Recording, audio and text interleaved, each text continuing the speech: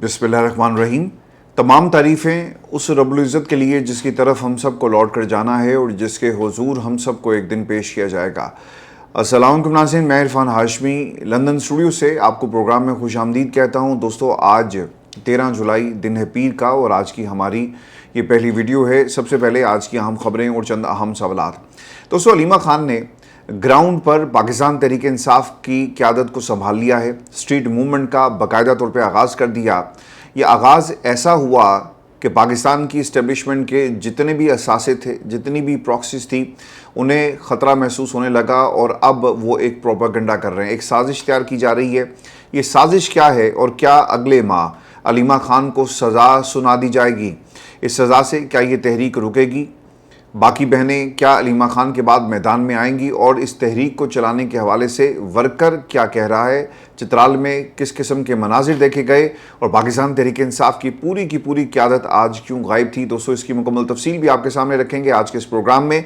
और आज जो कुछ हमने चित्राल में देखा, क्या वर्कर और पाकिस्तान की आवाम माइनस तहरीक इंसाफ के कायदीन सेकंड ईयर लीडरशिप अब तहरीक चलाने जा रही है, इसका भी मुकम्मल हाल वाला आपके सामने रखेंगे। और लोगों ने किस तरह से मरूसियत का राग अलापा और पाकिस्तान के सोशल मीडिया पर इन राग अलापने वाले लोगों को क्या जवाब दिया गया, ये भी आपको बताएंगे आज के इस प्रोग्राम में। और दोस्तों, 3 साल में बैरून मुल्क जाने के ख्वाहिशमंद 74,474 अफराद को ऑफलोड कर दिया गया। ये नंबर बहुत बड़ा है जी। इसकी वजूहात क्या हैं? एक इनसाइड स्टोरी मेरे पास है, इसकी तफसील भी आपके साथ शेयर करेंगे आज की इस नशिस्त के अंदर।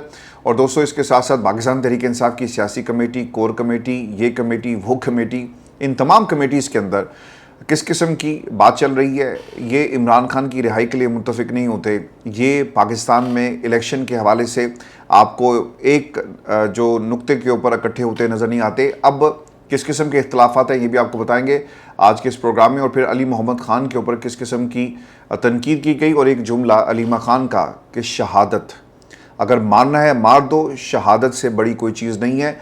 और इमरान खान कभी भी सिस्टम के आगे अपना सर नहीं झुकाएगा। ख़ानदान के तमाम लोगों ने क्या अब पाकिस्तान की इस्टेब्लिशमेंट से बात ना करने का फ़ैसला कर लिया? दोस्तों, इसकी तफसील भी मैं आपके सामने रखूँगा। और फिर ईरान अमेरिका जंग के हवाले से आपको बताएंगे जो मेजर डेवलपमेंट्स हुई हैं। और फिर 6 अमरीकी फ़ौजी जो हैं वो मारे गए, अमरीकी अखबार का ये दावा है। कि तमाम खबरें आपके सामने रखेंगे आज के इस प्रोग्राम में। लेकिन व्यूअर्स, हमेशा की तरह मेरी आप तमाम सुनने और देखने वालों से दरख्वास्त है कि अब चैनल को ज़रूर सब्सक्राइब करें। हमारा 1 मिलियन का टारगेट है by the end of this year. अल्लाह ताला के हुक्म से और आप तमाम दोस्तों के ताउन से हम इसे ज़रूर अचीव करेंगे। लेकिन व्यूअर्स, सबसे पहले आपको खबर दें कि आज बहुत सारे लोगों को ना रात को नींद नहीं आएगी। और कई लोग जो इमरान खान के नाम के ऊपर सियासत कर रहे थे, आज बुरी तरह एक्सपोज हुए। बड़े बड़े बुर्ज उलट गए हैं पाकिस्तान में। वो लोग जो ज़िम्मेदारी अचकज़ई पर डालते हैं, जो ज़िम्मेदारी सलमान अकरम राजा पर डालते हैं, जो ज़िम्मेदारी सुहेल अफरीदी पर डालते हैं। सुहेल अफरीदी से पूछें तो वो अचकज़ई और लामा राजा नासिर अब्बास की तरफ देखते हैं। तो इन तमाम लोगों के लिए आज पाकिस्तान की आवाम ने एक बड़ा वाज़ेह पैगाम दिया कि बग़ैर किसी कॉल के अगर अलीमा ख़ान का इस तरह से इस्तकबाल किया जा सकता है, अगर तुम तैयारी के साथ निकलोगे और तुम्हारा रुख इस्लामाबाद की तरफ होगा तो इस तहरीक को कोई नहीं रोक सकता। दोस्तों, आज बहुत बड़े बड़े बुर्ज उड़ चुके, बहुत सारे लोग एक्सपोज हो चुके। पाकिस्तान की आवाम के सामने इस्टेब्लिशमेंट एक्सपोज हुई, उसके बाद ये हुकूमत एक्सपोज हुई, इस हुकूमत को लाने वाले एक्सपोज हुए, जिन्होंने मैंडेट चोरी किया वो एक्सपोज हुए, निज़ाम में बैठी हुई प्रॉक्सीज एक्सपोज हुई, अदालती निज़ाम एक्सपोज हुआ। पाकिस्तान में वो तमाम बार्स एक्सपोज हुई जिन्होंने अदालतों को अपनी प्राइवेट अदालतों में कन्वर्ट कर दिया। और अब पाकिस्तान तहरीक इंसाफ जिसने मैंडेट के ऊपर कब्ज़ा किया, इन 300 खंभों ने अब ये भी मुकम्मल तौर पर एक्सपोज हो चुके हैं। अलीमा खान की गुफ्तगू को सुने। इस गुफ्तगू के अंदर आपको आने वाले दिनों की खबर मिलेगी। पाकिस्तान तहरीक इंसाफ कहाँ स्टैंड करती है और अलीमा खान अब करने क्या जा रही हैं और इनके खिलाफ किस किस्म की साजिश तैयार की जा रही है। अलीमा खान ये कहती हैं कि आप मेरे लिए निकलें, एक दफ़ा नहीं कहेंगे इमरान खान। अगर आपने इंतज़ार करना है आप करके देख लें। इमरान खान सारी उम्र कभी ये नहीं कहेंगे कि पाकिस्तान की आवाम को मेरी रिहाई के लिए निकालो। ये तुम्हारी रिहाई के लिए इमरान खान पिछले 3 वर्षों से जेल के अंदर अपनी ज़िंदगी को कुर्बान करके, अपनी आज़ादी को कुर्बान करके बैठा हुआ है। ये उसकी आज़ादी की बात नहीं है। अगर ये सिर्फ इमरान खान की आज़ादी की बात होती तो इमरान खान सिस्टम के साथ डील करके कब का बाहर आ चुका होता है। लेकिन ये पाकिस्तान में 25 करोड़ आवाम और आने वाली नस्लों की आज़ादी का मामला है। इमरान खान ने हमेशा ये कहा कि आप अपनी आज़ादी के लिए निकलें, आप अपने बच्चों की आज़ादी के लिए निकलें। आखिरी पैगाम 2 दिसंबर को दोस्तों आया इमरान खान का, और उसमें उन्होंने कहा था कि मेरी बहन को फिर से ये पैगाम दो कि जाके कहो कि अगर आपने इस गुलामी के सामने ना खड़े हुए, इसका मुकाबला ना किया, तो आप भी उनके गुलाम रहेंगे, आपकी अगली नस्लें इनके बच्चों की गुलाम रहेंगी और आपके बच्चे भी इनके गुलाम बन जाएंगे। ये फैसला पाकिस्तान की कौम ने करना है कि आपने क्यों निकलना है। दोस्तों, इंसान की तारीख के अंदर बहुत सारे जालिम जाबिर हुक्मरान आए जिन्होंने बड़ों को, उनके बच्चों को, उनके आने वाली नस्लों को कैद किया। बहुत सारे बच्चे ऐसे थे जो इन अकूबत खानों में पैदा हुए और फिर ग़ुलाम बनकर, यानी पैदाइशी ग़ुलाम थे। अब ये फ़ैसला आप लोगों ने करना है कि जिस कैद खाने में आज पूरी 25 करोड़ आवाम है, आपके बच्चे जो यहाँ पर आने वाले कल में पैदा होंगे, क्या वो पैदाइशी ग़ुलाम होंगे या वो पैदाइशी आज़ाद होंगे, इसका फ़ैसला आप लोगों ने करना है।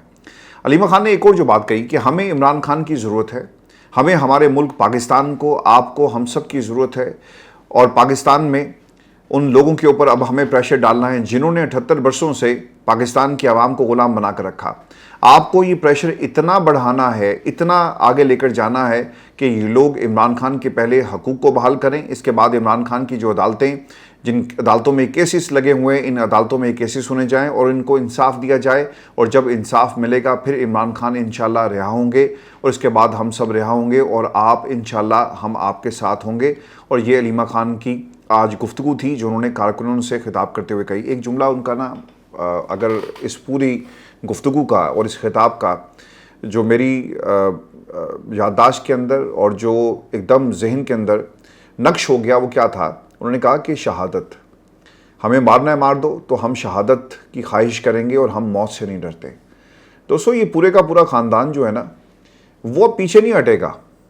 यहाँ पर आपको मरीम नज़र नहीं आती, यहाँ पर आपको मरीम नवाज़ के ख़ानदान की कोई और ख़ातून नज़र नहीं आती जिन्होंने बक्से उठाए, रात की तारीकी में पाकिस्तान को छोड़कर चले गए। अब वो ख़ातून दुनिया में नहीं है, मैं उनका नाम नहीं लेना चाहता, लेकिन ये बात इसी तरह है कि पाकिस्तान में हाउस ऑफ शरीफ के मर्द मुल्क को छोड़कर चले गए। पाकिस्तान में इमरान खान ना उन मर्दों की तरह इस जेल से डील करके निकलना चाहता है जैसा हाउस ऑफ शरीफ ने किया, जरदारी ने किया, भुट्टो ख़ानदान ने किया, और ना ही इस ख़ानदान की ख़वातीन की तरह अलीमा खान या बाकी बहनें कॉम्प्रोमाइज़ करने के लिए तैयार। तो पैगाम बड़ा वाज़ेह है कि आज़ादी या मौत।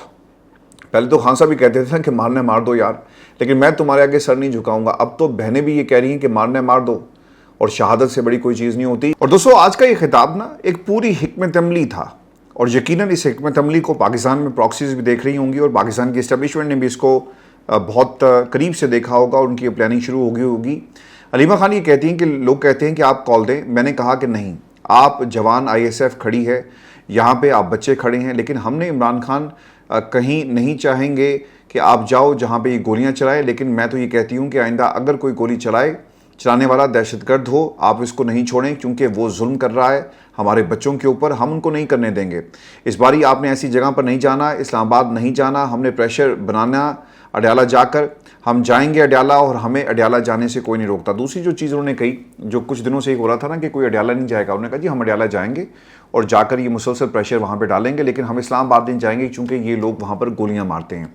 दोस्तों, पहले आप अपनी तंजीम साजी मुकम्मल करें, ये पैगाम है अलीमा खान का। फिर आप अपने जो ओहदेदारान हैं उनके पास जाएं, उनको कहें कि हम आपके साथ हैं, हमें बताएं कि हमने क्या करना है तंजीम के लिए, इमरान खान की रिहाई के लिए। इमरान खान ने जुनैद अकबर के लिए यही पैगाम दिया था कि पिछले साल कि आप तंजीम साजी करें तहरीक के लिए। तंजीम साजी अगर मुकम्मल हो गई है तो तहरीक का आगाज़ पार्टी करे, और जब तहरीक का आगाज़ होगा तो हम फिर सारे जाएंगे और आप सब मिलकर एक मोमेंटम बनाएं। इसके बाद इंशाल्लाह हम सारे मिलकर अडयाला जाएंगे और इमरान खान को ज़रूर रिहा करवाने में कामयाब हो जाएंगे। जिन लोगों ने कहा ना कि ये मरूसियत है, देखिए अलीमा खान कोई बाई इलेक्शन नहीं लड़ रही, ख़ानदान के लोग एक मुश्किल से गुजर रहे हैं। जब ख़ानदान का कोई फ़र्द जेल में पड़ा हो तो ये कैसे मुमकिन है कि वो तहरीक ना चलाए या वो आवाज़ बुलंद ना करे। अगर अलीमा खान आज सड़क पर आकर नारा लगा रही है इमरान खान की रिहाई का, तो ये एक फितरी चीज़ है। इसे कहना कि मरूसियत के लिए 3 वर्षों में तो अलीमा खान ने कोई सियासत नहीं की। ख़ानदान के लोग अगर हिम्मत नहीं करेंगे तो फिर कौन करेगा। और दोस्तों, एक और जो बात अलीमा खान ने कही कि ये नारों का वक्त नहीं है बल्कि अमल का वक्त है। पिछले 2.5 वर्षों से हम अडयाला के बाहर बैठे हुए हैं, नारे लगाते हैं।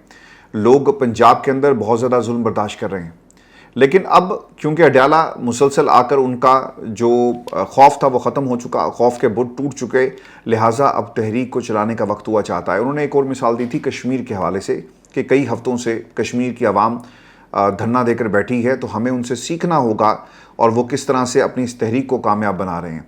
ये उनका हक है, एहतजाज आपके आइन के अंदर आपका हक है, एहतजाज करो, कोई अदालत भी आपका हक ये नहीं छीन सकती। इंशाअल्लाह आप एहतजाज करें, आप तहरीक चलाएं, आज़ादी की तहरीक, अपनी आज़ादी की तहरीक। और इमरान खान की जो ख्वाब है वो आपकी आज़ादी है और अपनी आज़ादी के लिए पाकिस्तान की आवाम को निकलना होगा।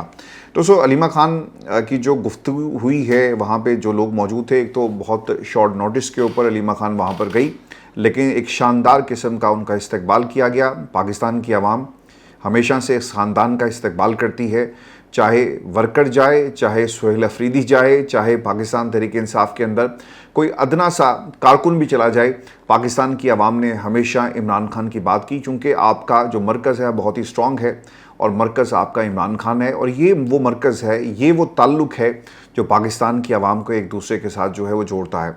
दोस्तों, दोबारा से ये जाएंगे, लेट्स सी के तहरीक का क्या रुख होगा और मुतालबा क्या होता है। लेकिन एक चीज़ जो बहुत ही इंपॉर्टेंट थी, अब पाकिस्तान में कुछ लोगों ने ना इसे मरूसियत के साथ जोड़ना शुरू कर दिया। अब मुझे नहीं पता कि अली मोहम्मद खान साहब, यार अगर तुम इतने ही बहुत बड़े पाकिस्तान में लीडर हो ना, तो इमरान खान की बहनों का नाम लो। और दोस्तों, पिछले 12-13 घंटों के अंदर अली मोहम्मद खान को लोगों ने इसकी असलियत याद करवा दी। मैंने आपको कहा था ना कि एक तकरीर उसने ऐसी की कि इस तकरीर के बाद उसका ये ख्याल था कि शायद वो हमेशा के लिए पाकिस्तान तहरीक इंसाफ में अपनी जगह बना लेगा। लेकिन जगह तो दूर की बात है, आज लोग इसे आईना दिखा रहे हैं कि सरकार आप कहीं नहीं आते, आप इमरान खान के नाम को इस्तेमाल करते हैं और हमेशा के लिए गायब हो जाते हैं। अगर आप वाकई इतने बड़े लीडर हैं तो लें इमरान खान की बहनों का नाम और फिर कौम आपको बताएगी कि आप कहाँ स्टैंड करते हैं और आपकी असल में हैसियत क्या है। अलीमा खान के इर्द गिर्द आवाम देखकर कुछ लोगों ने प्रोपेगेंडा शुरू कर दिया और इसमें पार्टी के सीनियर लीडरशिप भी मौजूद थी, जिन्होंने मरूसियत का बार बार हवाला दिया। अली मोहम्मद खान का ना एक वीडियो क्लिप इस वक्त सोशल मीडिया के ऊपर लोग शेयर कर रहे हैं, जिसमें वो कहता है कि ये पार्टी खान साहब की अमानत है और ये पार्टी हमने उसी हालत में इमरान खान को देनी है। इमरान खान को ये पार्टी जो थी ना, इमरान खान ने बड़ी मेहनत से 30 वर्षों में बनाई। पाकिस्तान की आवाम जुड़ती गई और ये काफ़िला बड़ा होता गया। 8 फरवरी 2024 को पाकिस्तान की आवाम ने वोट की ताकत से ये मैंडेट इन तमाम 300 खंभों को अमानतन इनके हवाले किया, लेकिन इन खंभों ने इस अमानत के अंदर ख़यानत की और इसके ऊपर कब्ज़ा कर लिया। आज ये डिटाई के साथ कहते हैं कि ये जमात इमरान खान की है, चाहे ख़ानदान का कोई फ़र्द हो अंदर से या बाहर से, हम ये जमात उनके हवाले नहीं होने देंगे। देखें, कभी ये मामला था ही नहीं कि अलीमा खान पार्टी को लीड करेंगी या पार्टी के अंदर वो कोई पोजीशन लेना चाहती हैं। ये हमेशा से पाकिस्तान तहरीक इंसाफ का मैंडेट था। लेकिन जब अलीमा खान ने ये देखा कि पार्टी के अंदर पार्टी के बाहर कारकुनान ये सवाल कर रहे हैं लेकिन लीडर टस से मस नहीं होते, तो लिहाजा अब हमें मैदान अमल में आकर पाकिस्तान तहरीक इंसाफ को यकजा करना होगा एक प्लेटफॉर्म के ऊपर। तो इसमें तकलीफ़ क्या तुम लोगों को? अगर इमरान खान की बहनें निकली हैं तुमने भाई के लिए, तुम अपनी जुल्फ़ों को संवारो, तुम अपने टिकटॉक के ऊपर वीडियोस बनाकर डालो और कहो कि इमरान खान की जमात को हमने संभाल के रखा है, इससे तहरीक नहीं चलेगी।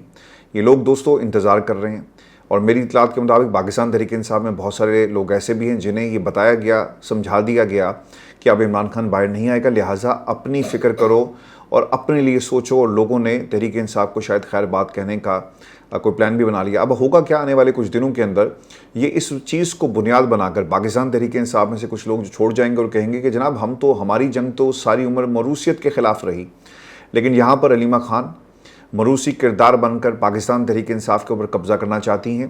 दोस्तों, ये बातें तब अच्छी लगती हैं जब पाकिस्तान के अंदर अलीमा खान ने किसी इलेक्शन में जाकर अपनी कैंपेन की हो और वो पाकिस्तान के अंदर कोई ओहदा चाहती हों, लेकिन ऐसा कुछ नहीं हुआ। अब इन तमाम दोस्तों से कुछ हमारे सवालात हैं। पहला सवाल कि अलीमा खान ब्लू पासपोर्ट के लिए क्या बाहर निकली? देना जवाब इसका। ये जो पूरी काबीना है जिन्होंने ब्लू पासपोर्ट के लिए कोशिशें की, क्या अलीमा खान को ब्लू पासपोर्ट चाहिए था जिसको लेने के लिए चित्राल गई और लोगों के दरमियान खड़ी थी कि हमें ब्लू पासपोर्ट मिलना चाहिए क्योंकि मेरा भाई कुर्बानी दे रहा है, इस ब्लू पासपोर्ट के ऊपर पहला हक हमारा है? क्या ऐसा हुआ? दूसरी चीज़, क्या अलीमा खान किसी ओहदे के लिए निकली? 3 वर्षों में तो कोई ओहदा नहीं मिला। उससे पहले भी अगर खान साहब चाहते तो इस पार्टी की जो सरपरस्ती है वो अलीमा खान को या बाकी किसी बहनों में से किसी को दी जा सकती थी, लेकिन इमरान खान ने ऐसा नहीं किया। लेकिन यहाँ पे उनके ऊपर इल्ज़ाम है कि जनाब ये कब्ज़ा करना चाहती हैं और मरूसियत की हमारी जमात के अंदर कोई जगह नहीं है, क्योंकि आप कुछ करते नहीं हैं। अलीमा खान मैदान में आ गई तो अब आप लोगों को तकलीफ हो रही है। तीसरी चीज़, क्या अलीमा खान ने इलेक्शन लड़ने का ऐलान किया? क्या अलीमा खान किसी वजारत के लिए बाहर निकली? और अलीमा खान सिर्फ इमरान खान के लिए निकली? और यही तकलीफ है पाकिस्तान तहरीक इंसाफ के लोगों को कि जिसको मज़ाहमत करनी चाहिए थी, जिस कबीले को, वहाँ से मज़ाहमत की बात नहीं होती। और जिस घर की इज्जत का मामला था और घर की ख़वातीन मैदान में आ गई और वो तहरीक चला रही हैं, तो इस तरह से लोग एक्सपोज हो रहे हैं।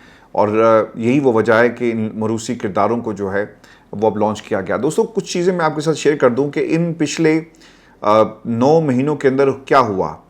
इमरान खान की मुलाकातें बंद, इमरान खान की कैद तन्हाई, इमरान खान तक डॉक्टर्स की रसाई नहीं है और उनकी आंख का इलाज ठीक नहीं हो रहा। लेकिन इन सब के बावजूद लीडरशिप बिल्कुल खामोश है। और अगर अलीमा खान बाहर निकली तो आपने तनकीद शुरू कर दी। इमरान खान की रिहाई के लिए आज तक कुछ नहीं हुआ, ना प्रेशर डाला जा सका। और मैं आपको ना इसकी एक सबसे बड़ी जो एग्जाम्पल है वो मैं आपको दे देता हूँ कि पार्टी इस वक्त कर क्या रही है। देखिए, इस मुल्क के अंदर ना हर दूसरे हफ्ते कोई ना कोई स्कैंडल इस हुकूमत का आ जाता है, लेकिन अपोजिशन जमातें कुछ नहीं करती। आप खुलकर तनकीद नहीं करते। तहरीक चलाना तो बहुत दूर की बात है, पार्लियामान के फ्लोर के ऊपर तनकीद नहीं होती, पार्लियामान से बाहर तनकीद नहीं होती।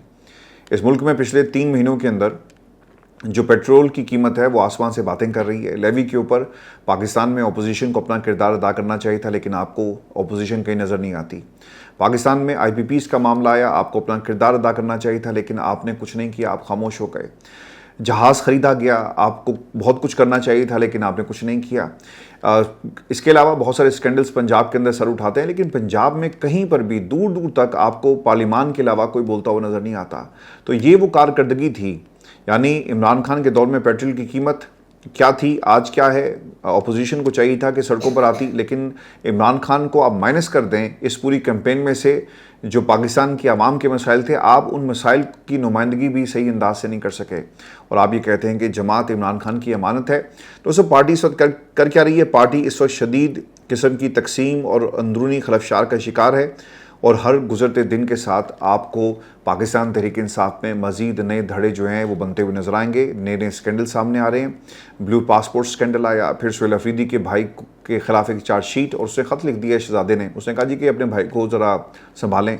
फिर सूबाई सदर जुनैद अकबर पाकिस्तान पीपल्स पार्टी को फाटा और पाटा में टैक्स नफाज के खिलाफ ऑल पार्टीज़ कॉन्फ्रेंस पर खराज तहसीन पेश कर रहे थे, जबकि साबिक वज़ीर आला अली अमीन गंडापुर की एक ऑडियो जिसमें पार्टी के इस इकदाम पर रहनुमाओं पे वो बरसते हुए नजर आए।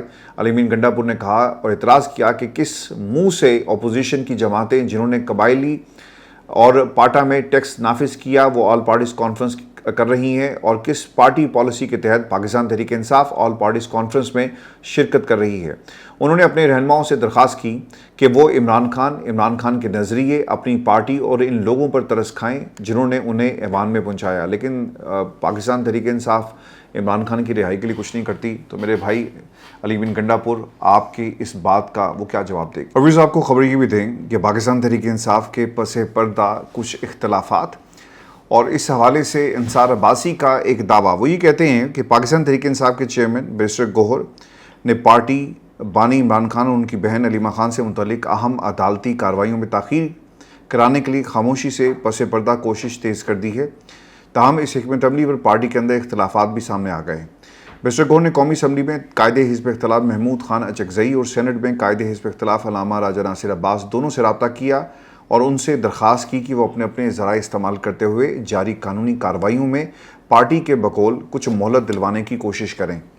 महमूद खान अचकज़ई से दरख्वास्त की गई कि वो राना सनाउल्लाह से रब्ता कायम करें, जबकि सेनेटर राजा नासिर अब्बास पहले ही एक ऐसे वफाकी वज़ीर से रब्ते में हैं जिन्हें इस्टेब्लिशमेंट के बहुत करीब समझा जाता है। मकसद हुकूमत को इस बात पर आमादा करना है कि वो 2 अहम मुकदमात को जल्द मंतकी अंजाम तक पहुँचाने पर जोर ना दें। इनमें एक इस्लामाबाद हाई कोर्ट में अलकादिर केस में इमरान खान की अपील, जबकि दूसरा रावलपिंडी की इंसदाद दहशतगर्दी अदालत में अलीमा खान का जो ट्रायल का मामला है। रहनुमाओं का ख्याल है कि अगर इस मरहले पर अलीमा खान को सज़ा हो जाती है तो इससे न सिर्फ कारकुनों में मायूसी बढ़ेगी बल्कि पार्टी को मज़ीद सियासी और तंजीमी मुश्किलात का भी सामना करना पड़ेगा। मेरे भाई, बात यह है कि पाकिस्तान तहरीक इंसाफ तो चाहेगी आज जो मंज़र हमने देखा और जो अली मोहम्मद ख़ान का रवैया रहा और पाकिस्तान तहरीक इंसाफ का पिछले 9 महीनों से जो एक मुकम्मल खामोशी वाला रास्ता है, इससे तो यही ज़ाहिर होता है कि ये लोग चाहते हैं कि अलीमा ख़ान की गिरफ़्तारी हो जाए, वो अंदर चली जाएंगी तो फिर यकीनन वो लोग जो इमरान ख़ान की मुलाकातों को बहाल करने और असीरान की रिहाई की बात करते हैं और पार्टी पर कब्ज़ा करने का जिनका ख्वाब है वो पूरा हो जाएगा। और अगर अलीमा ख़ान को जेल हो गई तो यकीनन तमाम रास्ते के पत्थर हट जाएंगे। आपको याद होगा कि बुशरा बीबी के बारे में भी इसी किस्म के इख्तलाफात थे कि वो पार्टी पर कंट्रोल करना चाहती हैं, पार्टी के अंदर एक तकसीम है, इस किस्म की बातें हमने सुनी। लेकिन जब उनकी गिरफ़्तारी हुई, मुकम्मल खामोशी, लोग हंसी खुशी जो है वो रहना शुरू कर देते हैं। फिर अलीमा ख़ान ख़ानदान के अंदर से निकली और उन्होंने इमरान ख़ान की रिहाई की तहरीक को लीड करना शुरू किया। एक बात आपने याद रखनी है, और मैं शायद पाकिस्तान के अंदर वो वाहिद आवाज़ था जो हमेशा से बहनों के ऊपर मेरा भरोसा भी रहा, और मैं आप तमाम लोगों को ये बात कहता रहा कि आप इन तमाम लोगों से एक्सपेक्ट कर सकते हैं कि कोई कुर्सी के लिए, कोई इक़्तिदार के लिए, कोई अपने इलाके के अंदर चुदराहट के लिए तहरीक इंसाफ के इस काफ़िले में शामिल हुआ। लेकिन बहनों का क्या मकसद था? कौन सी ऐसी बहन होगी हमारे मुल्क के अंदर या दुनिया में जो ये चाहेगी कि उसका भाई अंदर रहे और वो पार्टी के ऊपर कब्ज़ा कर ले? बहुत सारे लोग ये इस वक्त कैंपेन चला रहे हैं। तो बहनें आज हमें लीड करती हुई नज़र आ रही हैं और पाकिस्तान तहरीक इंसाफ के जो लोग हैं वो बहुत पीछे चले गए। अब तो तकलीफ़ होगी, इस किस्म की खबरें, इस किस्म की चीज़ें हम लॉन्च करेंगे। बैरिस्टर गौहर ने तो हमेशा मामलात को ख़राब किया। पाकिस्तान की इस्टेब्लिशमेंट अगर ये वाकई इतना असूल पसंद बंदा है तो क्या इस असूल पसंदी की वजह से इमरान ख़ान की इस जमात में जिसको चेयरमैन बनाया गया, क्या पाकिस्तान की इस्टेब्लिशमेंट उसे पसंद करती है? पाकिस्तान की इस्टेब्लिशमेंट इन्हें क्यों पसंद करती है? इसलिए कि ये इमरान ख़ान की रिहाई के लिए, इमरान ख़ान की रिहाई की जो कोशिश है, ये तहरीक है, ये नहीं चलाते। तो इस्टेब्लिशमेंट ने जो इनको पसंद करना है, मुनीर फ़ारूक ने कहा था जी कि जहाँ तक बैरिस्टर गौहर का ताल्लुक है तो इनकी आला क़यादत में बहुत सारे लोगों के साथ राब्ते हैं और वो इन्हें पसंद भी करते हैं। इनकी कम गोई की वजह से, खामोशी की वजह से, इनके अखलाक की वजह से, तो ऐसे लोगों को जो फर्माबरदार होंगे पाकिस्तान की इस्टेब्लिशमेंट के, यकीनन उनको प्यार करेंगे। तो इस खबर में वो ये कह रहे हैं कि रास्ता निकाला जा रहा है। दोस्तों, जो खबरें शहरी इक़्तिदार से आ रही हैं और जिस तेज़ी के साथ ये केस चल रहा है, एक बात याद रखिएगा कि अगर ये ईरान अमेरिका जंग का दोबारा से सिलसिला शुरू ना होता तो शायद अलीमा ख़ान को जल्दी सज़ा दे दी जाती। अब अगस्त में बताया जाता है कि ये सज़ा, इसके ऊपर मोहर जो है वो लगाई जाएगी। और दोस्तों, फजल रहमान का कसूर में जलसे से खिताब, इसे पाकिस्तान के नेशनल मीडिया पे जगह तो नहीं मिली, लेकिन जो उन्होंने बातें कही हैं बहुत ही संजीदा हैं। कहते हैं कि हमारे जवान जो शहीद हो रहे हैं, तेरे जवानों ने पेटी इसलिए बांधी है, तनख्वाह इसके लिए ले रहे हैं कि उसने मुल्क की सलामती के लिए लड़ना है। तुम अपने खून का मेरे ऊपर क्या एहसान डालते हो? तुम मेरे खून पसीने के टैक्स से इसी बात के लिए जो तनख्वाह ले रहे हो, लेकिन हमें कहते हो कि तुम लश्कर निकालो, तुम असला लेकर मुसल्लह ग्रोहों के ख़िलाफ़ लड़ो। मैंने कोई तनख्वाह नहीं ली, मैं कोई लश्कर नहीं बनाऊंगा। ये आपका इख्तियार है कि जिसे चाहें हुकूमत देंगे, जिसे चाहेंगे हुकूमत उससे छीन ली जाएगी। आपने अगर सियासत करनी है तो वर्दी उतार दें, इलेक्शन में हिस्सा लें, पता चल जाएगा कि वर्दी वाले को लोग क्या वोट देते हैं। फ़ौज की भी एक जिम्मेदारी है, अपनी ज़िम्मेदारी पर नज़र रखें। खैबर पख्तूनख्वा में आज कोई हुकूमत नहीं। मगरिब का सूरज गुरूब होने के बाद सुबह सूरज तुलू होने तक पुलिस अपने थाने से बाहर नहीं आती। जब पुलिस थाने से बाहर नहीं आएगी तो फिर सड़कें मुसल्लह ग्रोहों के सुपुर्द होंगी, फिर सड़कें और रास्ते डाकुओं के रहम करम पर होंगे। आपकी हाकिमियत को मैं अपने सूबे में जानता हूँ। तुम्हारी कोई हुकूमत नहीं, तुम सिर्फ दारुल हुकूमतों में अपनी हुकूमतें और बड़े बड़े बंगलों के अंदर बैठे हुए हो। टांग पर टांग डालकर समझते हो कि हम हुक्मरान हैं। कम अज़ कम मेरे सूबे में तुम्हारी कोई हुकूमत नहीं। मुक़्तदरा से भी कहना चाहता हूँ कि आप भी कोई गैर नहीं, आप भी हमारे पाकिस्तानी हैं, आप भी हमारे कलमा गो भाई हैं। लेकिन मुल्क के अंदर रहना है तो मेरे लिए भी एक दायरा है, मुझे अपने दायरे से बाहर नहीं जाना। पार्लियामेंट का भी एक दायरा है, हर महकमे का एक दायरा इख्तियार है। इस तरह फ़ौज का भी एक दायरा इख्तियार है, फ़ौज की भी एक ज़िम्मेदारी है। अपनी ज़िम्मेदारी पर नज़र रखो। बलूचिस्तान में बलोच इलाकों में बगावतें थीं, पूरा बलोच इलाका पाकिस्तान के इख्तियार से निकल चुका था। आज भी वहाँ पर पाकिस्तान हुकूमत की कोई रिट मौजूद नहीं, लेकिन हम तो बलोच इलाकों को रो रहे थे। अब तो पश्तून इलाकों में भी खून बह रहा है। पश्तून इलाके, हमने 2-3 दिन के अंदर 50 से ज़्यादा लाशें जो हैं वसूल की। हमने बाज़ारों में एक ही काम किया कि अपने प्यारों के लिए कफन ख़रीद सकें। हमने सिर्फ एक ही काम किया कि अपने प्यारों के जनाजे पढ़ सकें। दोस्तों, जब मैं ये बातें आपके साथ शेयर कर रहा हूँ ना, तो इसी दौरान एक ख़बर मेरी नज़र से गुजरी और वो ख़बर क्या थी, इसे सुने और पाकिस्तान के हालात आपको समझ में आएंगे। देखें, कतर का पाकिस्तान की आवाम से क्या ताल्लुक़ है, क्या ताल्लुक़ है। वो हमें कर्ज़ा देते हैं, खाने को देते हैं, यही है ना कि कतरी या वहाँ से ख़त आ जाता है। दो ही चीज़ें होती हैं, कतर खाने को देगा, भीख देगा, या वहाँ से ख़त आ जाएगा किसी हुक्मरान के लिए। इससे ज़्यादा हमारा उनके साथ क्या ताल्लुक़ है। पाकिस्तान में सर खबर जो आपके नेशनल मीडिया के ऊपर रिपोर्ट हुई है कि पाकिस्तान का साबिक अमीर कतर के इंतकाल पर कल यौम शोक का ऐलान और कौमी परचम सर नगू रहेगा। 45 के करीब शहादतें हुई हैं। कश्मीर के अंदर हालात क्या हैं यार। पाकिस्तान की आवाम के साथ खड़े हो, जो दुनिया से चले गए, जिनसे हम भीख मांगते रहे, जो हमें भीख देते रहे, उनके लिए आपने एक नेशनल इवेंट बनाकर पेश कर दिया, क्योंकि आपके उनके साथ ताल्लुकात हैं कतर के साथ। लेकिन पाकिस्तान में आम आदमी के लिए आप क्या कुछ कर रहे हैं? आप कुछ नहीं कर रहे हैं। मेरे लिए गरीब का बच्चा जिसने जहर, जिसके माँ बाप ने उसको जहर दे दिया, वो ज़्यादा काबिल एहतराम है उन लोगों से जो हमें भीख देते हैं। पाकिस्तान में हमारे बच्चे जहर खा रहे हैं और हम अपने मुल्क के अंदर अमीर कतर के लिए कौमी परचम को सरनगू करेंगे और यौम शोक का ऐलान भी करेंगे। ज़रा यौम शोक मनाएं इस मुल्क की मईशत के ऊपर, यौम शोक मनाएं पाकिस्तान के हालात के ऊपर, यौम शोक मनाएं जब एक ख़ानदान ने अपने दोनों बच्चों को पहले जहर दिया और फिर ख़ुद अपनी ज़िंदगी का ख़ात्मा कर लिया क्योंकि उनके पास दूध के पैसे नहीं थे। हमजा शहबाज, तुम्हारे घर में दूध जाता होगा, बल्कि तुम्हारी अपनी भैंसें होंगी। अपने मुल्क के हालात देखो, अपने पंजाब के हालात देखो, जिसके ऊपर तुम हुकूमत करना जानते हो और तुम अपना इसे बॉर्न राइट समझते हो। लेकिन पाकिस्तान के हालात क्या हैं वो दोस्तों आपके सामने हैं।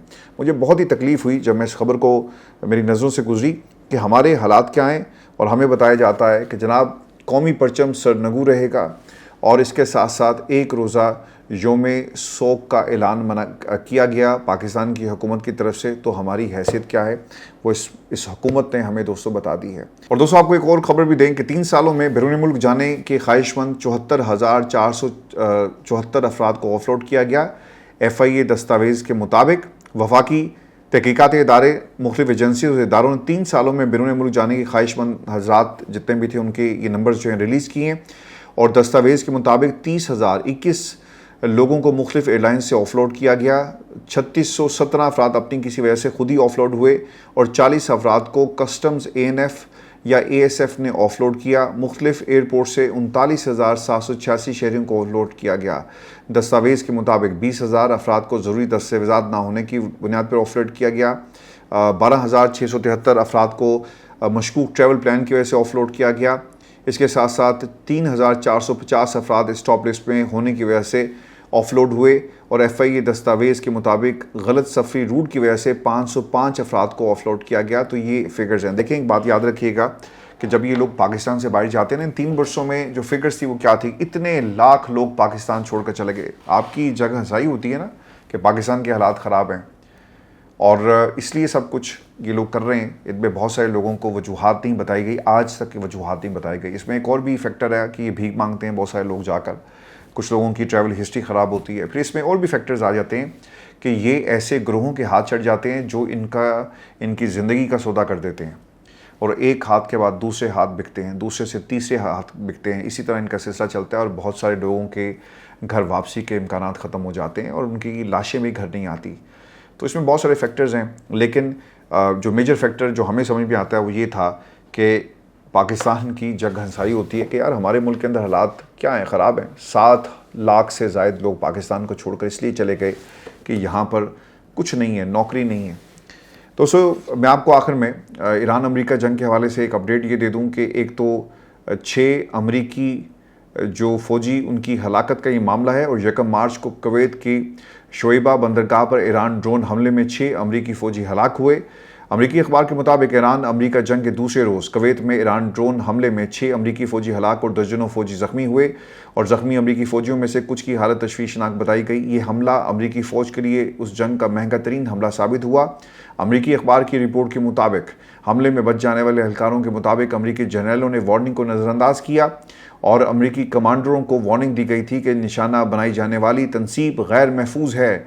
लेकिन यहाँ पर डोनाल्ड ट्रंप जो है वो क्या कह रहा है, उसे अपने मुआहदे की पड़ी है और हर कुछ घंटों के बाद वो एक स्टेटमेंट जारी करता है।